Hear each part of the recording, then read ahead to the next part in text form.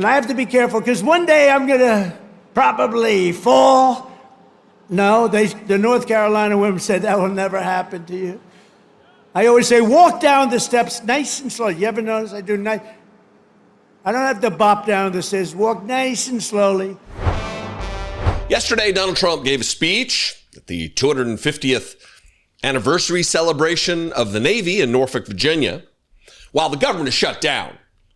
Donald Trump gave us a glimpse into really a domain none of us really want to be in, and that's inside his psyche.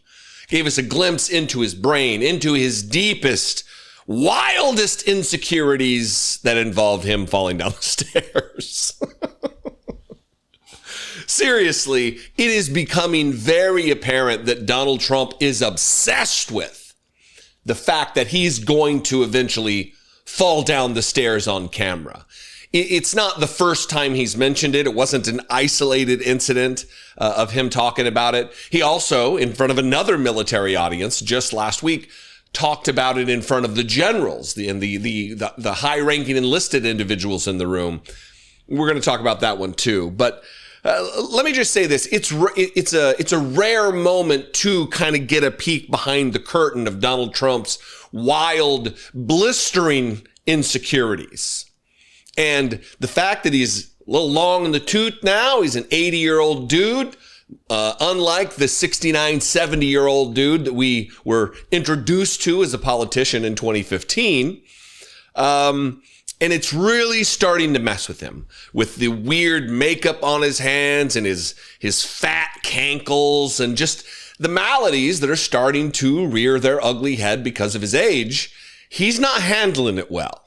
And this is just demonstrative of that.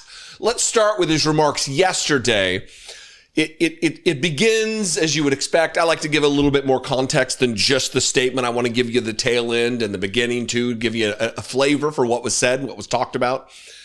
And he's ranting and raving about how military recruitment was abysmal and people weren't wanting to be sailors, but now they want to be sailors. And even when he announced he was going to run, all of a sudden recruitment peaked and became better.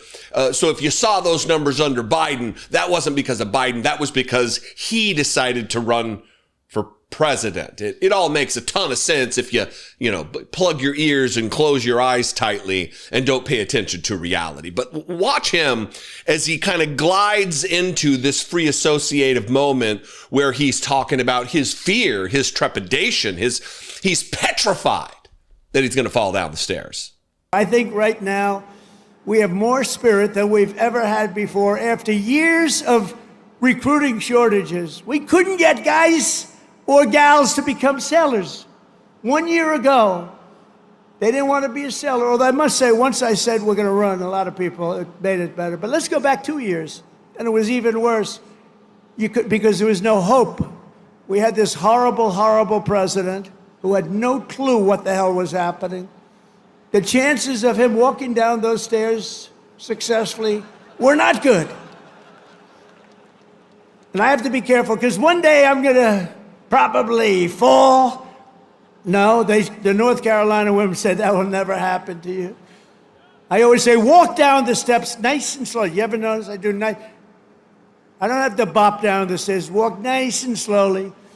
But we have a waiting list. Think of this. We have a waiting list for people wanting to get into the United States Navy. One, let me express my disappointment as a former United States Marine who served on active duty for many years. My disappointment in the undisciplined behavior, the lack of bearing in the audience behind him of active duty, ostensibly sailors in the United States Navy, who would take part in mocking their previous commander-in-chief. This is a symptom of something I've been talking about for a long time. When Donald Trump came on the scene in politics, many of the people, if not most or the vast majority of the audience behind him, were probably children. I mean, if they've already gone through a full enlistment and are 25 years old now, they would have been 15 years old when Donald Trump came on the scene. Most kids at 15, save certain nerds, didn't pay attention to politics in their youth. They probably think that the way Donald Trump comports himself is normal. It's regular. It's a standard in the history of our country that we have demagogue, fascist autocrats who mock other presidents who have done the same job. Not normal. So it's very disappointing to see that from people who have raised their right hand and swore to protect and defend the Constitution against all enemies, foreign and domestic, while they laugh at the very domestic threat to our Constitution, Donald Trump. But his obsession with falling down the stairs is really starting to become a narrative that he can't keep out of his head. We know Donald Trump thinks it's whatever chaos is in his brain he wants to unleash on the audience. And that's exactly what he's doing here.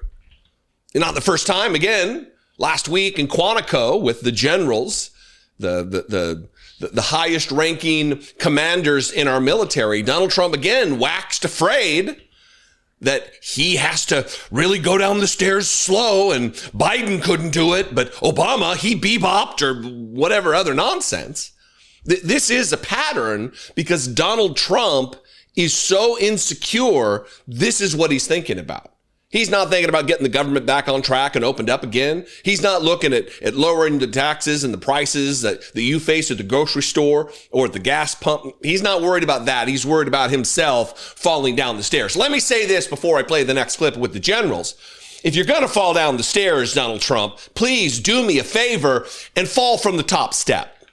Whether it be Air Force One or wherever, just make sure you're at the top of the stairs when you decide to take a tumble, brother. Here he is again, expressing his wild insecurities like the little coward that he is, talking to generals in the United States military. As a result of these actions and many others since my inauguration, we're witnessing the triumphant return of peace through strength. We have great peace through strength. America is respected again as a country. We were not respected with Biden. They looked at him falling downstairs every day. Every day the guy's falling downstairs. He said, "It's not our president. We can't have it." I'm very careful, when I walk downstairs like I'm on stairs, like these stairs, I walk very slowly. Nobody has to set a record. Just try not to fall, because it doesn't work out well. A few of our presidents have fallen, and it became a part of their legacy. We don't want that. You walk nice and easy. You don't have to set any record. Be cool. Be cool when you walk down, but don't bop down the stairs. So one thing with Obama, I had zero respect for him as a president, but he would bop down those stairs. I've never said, da-da-da-da-da-da, bop, bop, bop. He'd go down the stairs, wouldn't hold on. I said, it's great. I don't want to do it. I guess I could do it. But eventually, bad things are going to happen, and it only takes once. But he did a lousy job as president. A year ago, we were a dead country. We were dead. This country was going to hell. Maybe not then, but certainly now, Donald Trump. Appreciate that. Thanks for that. This is absolutely Donald Trump's inner thoughts. He's letting the intrusive thoughts win, I think, is the turn of phrase that the kids use these days. He is obsessed because it's the thing he fears most, because I am not going to let that moment go. For as much mockery and derision that he has foisted upon the American people relative to how he speaks about his competition, his opponents, his enemies. You think we're going to let it go when he falls down the stairs? Is he really? He's careful on a minor incline because he's feeble. He is feeble. Remember when he got done having COVID and he came back to the White House and he stood out on the balcony, desperate to make it look like he was fine and he was on top of the world and strong, but he could barely catch his breath because of COVID. He can't let it be known that he has fallibility. He is not masculine. As much as the right is obsessed with masculinity, that's not what masculinity is. Masculinity is true confidence. I don't know, I'm not necessarily motioning to myself, but I consider myself traditionally masculine. I also cry at commercials and cry at movies and cry when I think about my kids and my loved ones and my family, my friends. All of that it's not incompatible unless you're on the right, I guess. Anyway, I'd love to know what you think about Donald Trump and his crippling insecurity that unfortunately rolls downhill onto the rest of us. You can comment below the video wherever you're watching it. Please make sure you're subscribed wherever you're watching it, whether it be liking and following the Facebook page or being subscribed to the YouTube channel. That's all free. I would appreciate that support very much. If you want to sound off, though, comment below the video or call the voicemail line 714-576-4054. Of course, you can email me, as always, daily@dollemore.com. I love and appreciate you very much, and I will see you next time. Until then, be genuine. Take care of one another. The headlines obviously talked about the passing of Trump's big, beautiful bill. But did you catch what the headlines did not make note of? This same beautiful bill hands over nearly 40 billion of our tax dollars to ICE per year.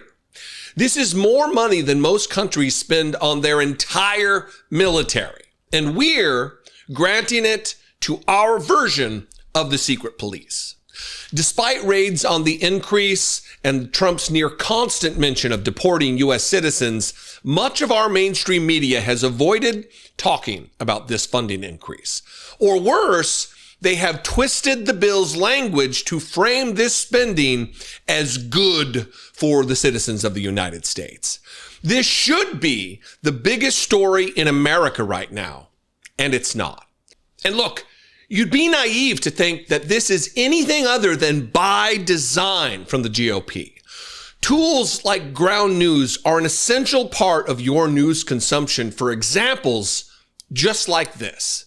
By gathering the world's news in one place, organizing it by story, and then analyzing just how far right, how radical each unbiased source actually is, ground news will expose blind spots like this ICE funding, and it will give you more context than you can get anywhere else.